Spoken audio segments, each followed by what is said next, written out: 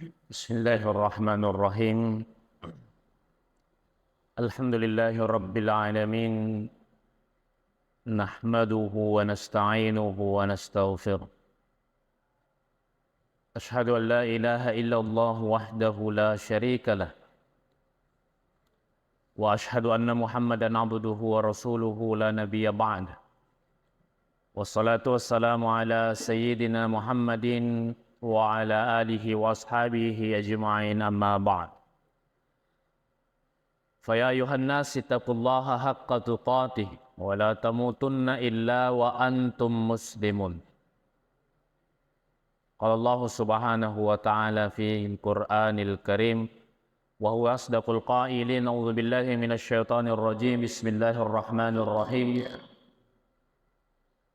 Qul huwallahu ahad, Allahus samad, lam yalid wa lam yulad wa lam yakul lahu kufuwan ahad.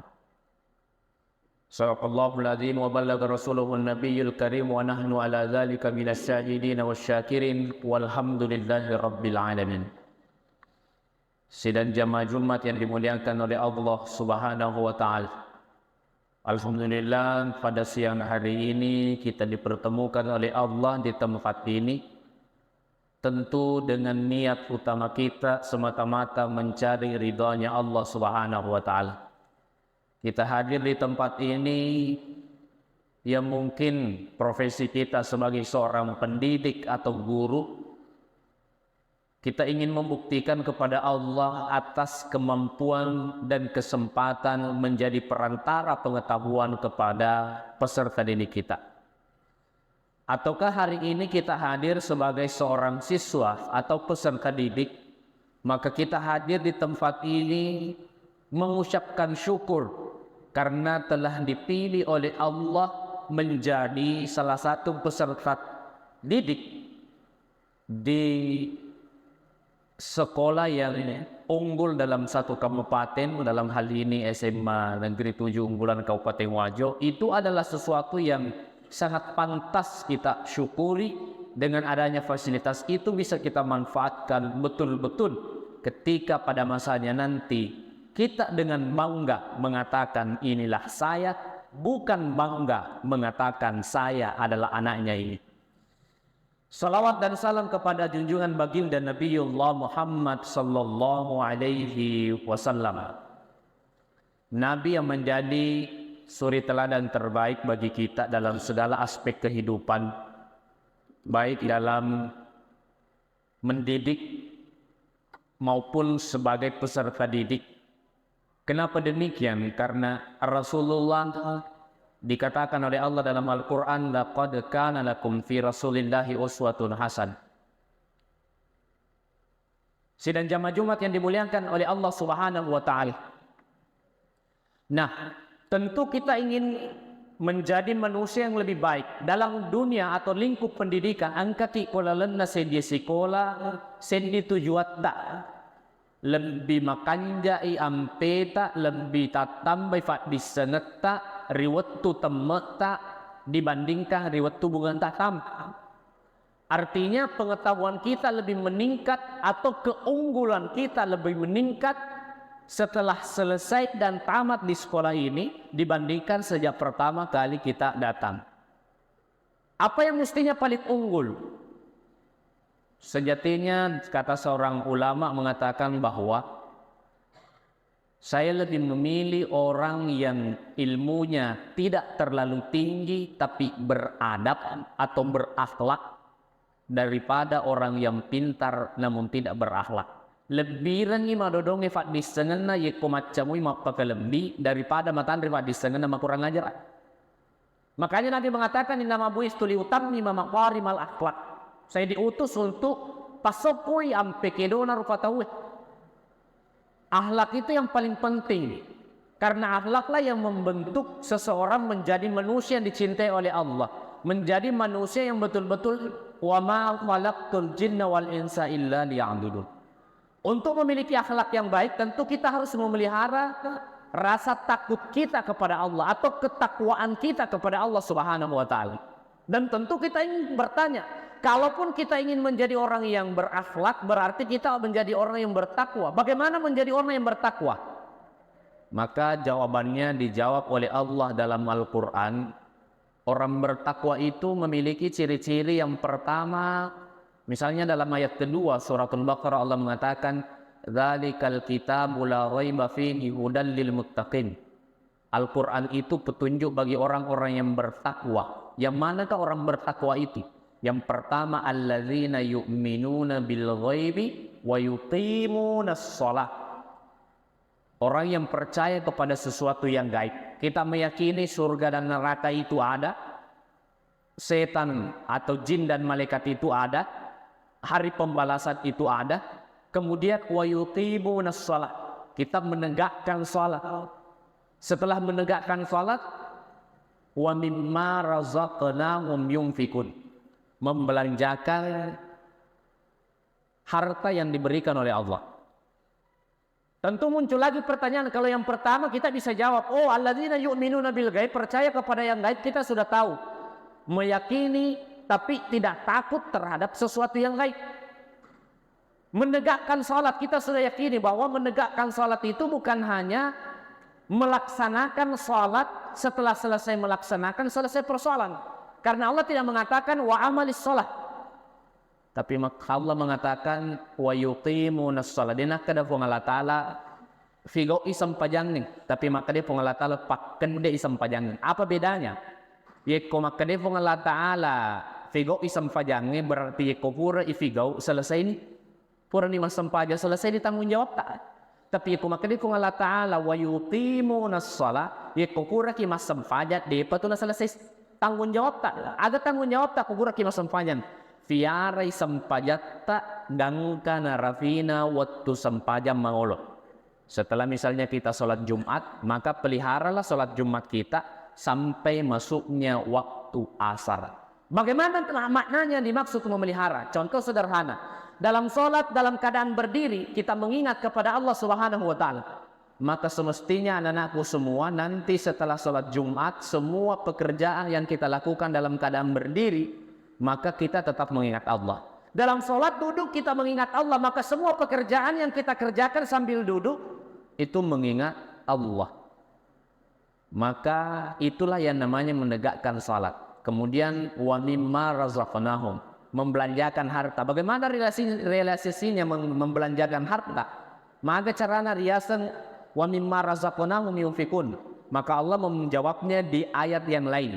Misalnya Allah mengatakan wasari'u ila maghfiratin min rabbikum wa jannatin arduhas samawati wal ard uiddat lil muttaqin.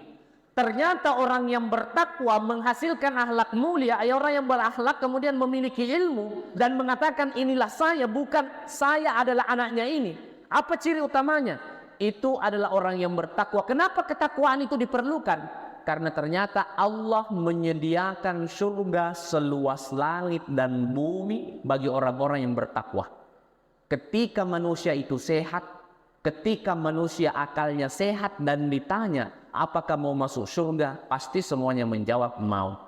Ketika manusia ditanya apa tujuan akhirnya hidupmu setelah engkau mati, pasti mengatakan saya ingin masuk ke dalam surganya Allah. Ternyata Allah beritakan dalam Al-Quran, ketika engkau ingin memiliki surga yang disediakan oleh Allah yang seluas langit dan bumi, maka syaratnya engkau harus bertakwa. Apa yang dijelaskan dalam ayat ini? Allah mengatakan alladzina yunfikuna fis sarra'i wad dharra'i, membelanjakan harta fis sarra'i wad dharra'i, dalam keadaan lapang maupun sempit. Jadi kita tidak boleh mengatakan nanti setelah kaya baru saya bersedekah, tapi bersedekahlah sampai engkau menjadi kaya. Kita tidak boleh mengatakan saya belum bersedekah karena saya masih siswa, nanti setelah menjadi guru, nanti setelah menjadi ini saya baru akan bersedekah. Tidak seperti itu, tapi bersedekahlah ketika engkau menjadi seorang siswa sampai tiba masanya nanti. Sedekahmu akan mengantarkanmu menjadi seorang guru, sedekahmu akan mengantarkanmu menjadi polisi, sedekahmu akan mengantarkanmu menjadi seorang TNI, sedekahmu yang akan mengantarkanmu menjadi seorang dokter, sedekahmu yang akan mengajarkanmu nanti menjadi seorang entrepreneur yang sukses, bahkan sedekahmu yang akan menjadi contoh bagi orang lain untuk termotivasi dalam bersedekah. Itulah yang dimaksud makna alladzina yunfiquna fis sarra'i wad dharra'i. Apalagi nasihat selanjutnya orang yang bertakwa, percaya kepada yang gaib, menunaikan salat, kemudian membelanjakan harta. Ternyata salah satu ciri utamanya dalam ayat ini Allah mengatakan wal kadhiminal ghaiz, orang yang memelihara emosinya. Orang yang memelihara emosinya. Artinya apa? Termasuk seseorang santri yang menurut kepada gurunya itu sebenarnya memelihara emosi. Tapi kok engkau santri napa kecece guru atau engkau siswa napa kecece guru, nah berarti dia tidak memelihara emosinya, tidak memelihara kecerdasan emosional. Jadi perlu dipaham, emosi itu hanya bagian kecil. Yang dimaksud emosi itu adalah marah. Banyak emosi yang lain, misalnya kelebihan emosi malas, kelebihan emosi tidur, pokoknya kelebihan emosi untuk sendiri, banyak dan seterusnya. Maka tugas kita sebenarnya ketika ada hal yang seperti itu, maka tentu kita mengatakan berdasar dari Al-Quran, ud'u ila sabili rabbika bil hikmah wal mau'izatil hasanah wajadilhum billati hiya, dan seterusnya. Artinya apa? Kita sampaikan secara baik, kita sampaikan secara sederhana, kita sampaikan dengan bersahaja, kita sampaikan dengan lemah lembut, bukan membuli, bahkan menggibah. Membuli itu artinya ketika teman kita punya satu kesalahan lantas kita membuli. Tapi tidak juga harus membela. Haruslah kesahajaan itu dimiliki oleh setiap peserta didik sehingga dia mampu menjadi generasi penerus bangsa. Yang ketiga, dalam ayat ini yang pertama tadi membelanjakan harta, yang kedua memelihara emosi. Kalau dalam surah ketiga tadi Al-Baqarah percaya kepada yang gaib, kemudian menunaikan salat, kemudian membelanjakan harta. Yang terakhir di sini adalah wal afina anin nas, memaafkan manusia. Ini yang paling penting juga, terutama di kalangan anak-anakku peserta didik. Jika saja suatu masa mungkin ada kalimatnya dari pendidik kita, dari guru-guru kita yang mungkin bisa menyinggung atau kalau istilahnya anak-anak sekarang kalimatnya itu pedas di telinga kita, atau mungkin ada hukuman yang mungkin membuat kita merasa bahwa saya dikucilkan, saya dimarahi dan seterusnya. Satu hal yang pasti, sampai hari ini kalau kita mau melihat dalam setiap sekolah, khususnya di sekolah kita ini sekolah unggulan, kalau ada guru tak yang menegur kita, yakinlah itu sebagai sebuah kebaikan. Yakinlah itu demi perubahan kita, yakinlah itu demi kebaikan kita. Jadi ketika kita merasakan hal yang tidak enak terhadap guru kita, maka kita memaafkan diri kita yang telah berprasangka tidak baik. Kalaupun itu nyata, kita memaafkan guru kita karena itulah usahanya dalam merubah diri kita. Karena seandainya kita ingin tahu bagaimana susahnya menjadi seorang pendidik, maka tahun 2020 itu adalah ajang pembuktian. Termasuk saya pribadi itu banyak menerima kabar atau informasi dari wali santri yang mengatakan kapan anak-anak sekolah tatap muka. Kapan anak-anak sekolah tatap muka? Kapan anak-anak sekolah tatap muka? Itu terus pertanyaannya. Kenapa demikian? Ternyata tidak mampu menjadi guru bagi anak-anaknya yang anaknya di rumah ada 3 orang, 1 SD, 1 SMP, 1 SMA. Tidak bisa mendidik, padahal hanya 3 orang di jenjang berbeda. Bagaimana dengan guru-guru kita di sini yang mendidik mungkin kelas 10-nya saja sudah 400-an orang atau mungkin 500-an orang. Bayangkan kalau kita mau mendidik 400 jenis otak yang meskipun pada dasarnya sama tapi motoriknya mungkin berbeda, kemudian indikator untuk mencapai keberhasilan masing-masing berbeda, ada yang dengan diam sukanya, ada dengan lain sukanya dan seterusnya. Maka itulah perjuangan. Maka kalau kita kembalikan wal afina anin nas sebagai seorang peserta didik, maafkanlah setiap kesalahan-kesalahan kalau kita menganggap di sekeliling kita ada kesalahan, termasuk di antara kita sebagai peserta didik. Kenapa demikian? Kalau kita ingin melihat Kalau kita ingin melihat sejatinya ketika Sayyidina Umar yang notabene-nya orang yang sangat kuat datang di dekat Ka'bah dan mengatakan saya sudah berislam, dikeroyok sampai sore hari. Akhirnya Umar itu pun menang, tapi sampai sore hari baru menang. Tapi ternyata ketika Umar bersama dengan segenap pasukan kaum muslimin yang kemudian jumlahnya tapi mereka kemudian bersatu, satu ide, satu kesamaan, satu tujuan demi kebaikan dunia dan akhirat, maka tidak ada yang bisa mengalahkan pasukan-pasukan Islam. Nah, hari ini tentu jihadnya bukan seperti itu. Kita tidak boleh mengatakan wah macetona ya iya pajibawan ni macetona urusanmu lo boleh dia wiseng yang penting wisatoni. Maka yakinlah seperti itu kita akan berhasil, tapi mungkin di umur 60 tahun. Mungkin kita akan berhasil tapi di penghujung usia. Tapi kalau kita saling bergandeng tangan dengan teman-teman kita, mungkin kita tidak tahu matematika, kita membantunya matematika, dia membantu kita bahasa Inggris, mungkin dia membantu kita kimia, mungkin dia membantu kita biologi dan seterusnya, mungkin dia membantu kita cara bagaimana mengaji, mungkin dia membantu kita untuk membaca Al-Quran. Sampai tiba masanya nanti kita sudah menjadi pemegang daripada generasi kita, maka kita akan saling mudah berhubungan, keterkaitan, saling membantu bahu-membahu. Dalam bahasa Bugisnya siatil lima siton raula tesibelian.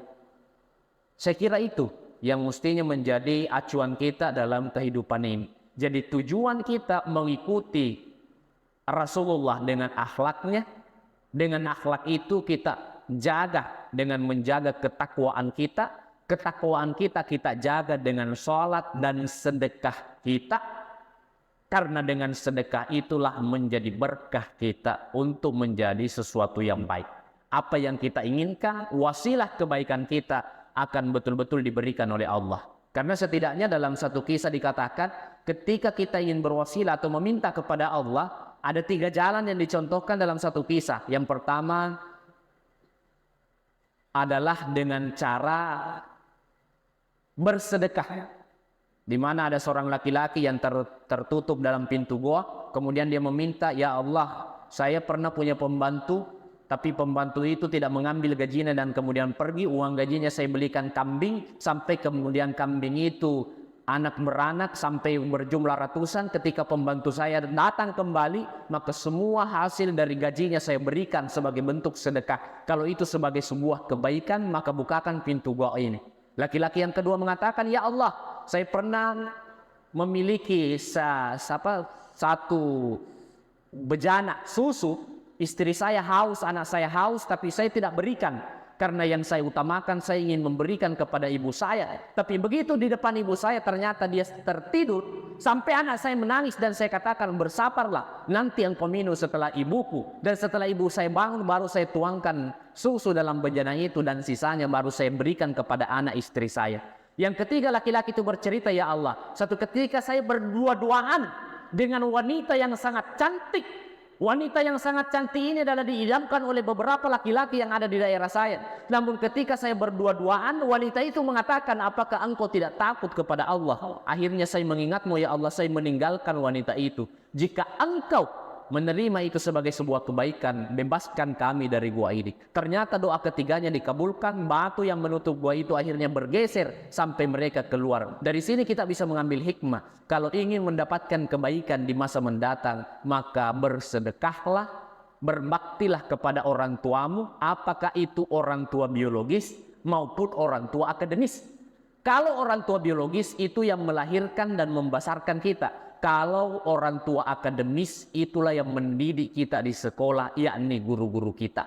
Yang ketiga adalah jauhilah dosa, termasuk zina. Bahkan bahayanya Allah sampai mengatakan, la taqrabuz zina. Jangankan mengerjakan, mendekati saja dilarang oleh Allah. Supaya engkau semua atau anak-anakku semua di sini yang hadir sholat Jumat ini bisa betul-betul menjadi generasi pemimpin di masa yang akan datang. Karena Pak Habibie itu mengatakan masa depan bangsa ini tidak terletak pada pemimpin hari ini, tapi masa depan bangsa ini terletak pada jiwa muda yang akan memimpin di masa yang akan datang. Barakallahu li wa lakum fil Qur'anil Karim wa nafa'ani wa iyyakum mimma fihi minal ayati wa dzikril hakim wa taqabbala minni wa minkum tilawatahu innahu huwas samiul alim.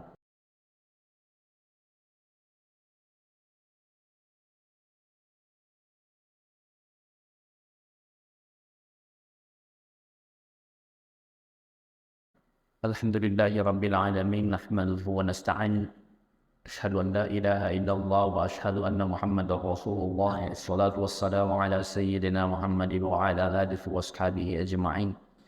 Wa ya ayyuhan nas ittaqullaha haqqa tuqatih wa la tamutunna illa wa antum muslimun. Wa ala wa anna Allah ta'ala sallallahu ala nabi karim fa qala ta'ala inna Allah wa malaikatahu yusalluna ala nabi ya ayyuhalladzina amanu sallu alaihi wa sallimu taslima. Allahumma salli ala sayyidina Muhammad. Allahumma ighfir lil muslimina wal muslimat wal mu'minina wal mu'minat al ahya'i minhum wal amwat innaka sami'un qaribun mujibud da'wat wa ya qadiyal hajat. Rabbana innaka antas sami'ul 'alim wa tub 'alaina innaka antat tawwabur rahim. Rabbana la tuzigh qulubana ba'da idh hadaytana wa hab lana min ladunka rahmah innaka antal wahhab. Rabbana atina fid dunya hasanah wa fil akhirati hasanatan wa qina adzabannar. Ibadallah, innallaha ya'muru bil 'adli wal ihsani wa ita'i dzil qurba wa yanha 'anil fahsya'i wal munkari wal baghi ya'idukum la'allakum tadhakkarun. Wa la dzikrullahi akbar wallahu ya'lamu ma tasna'un. Aqimus shalah. يا حبيبي يا شافعي يا رسول الله بأمي وأبي فديتك سيدي صلاة وسلام عليك يا نبي حبيبي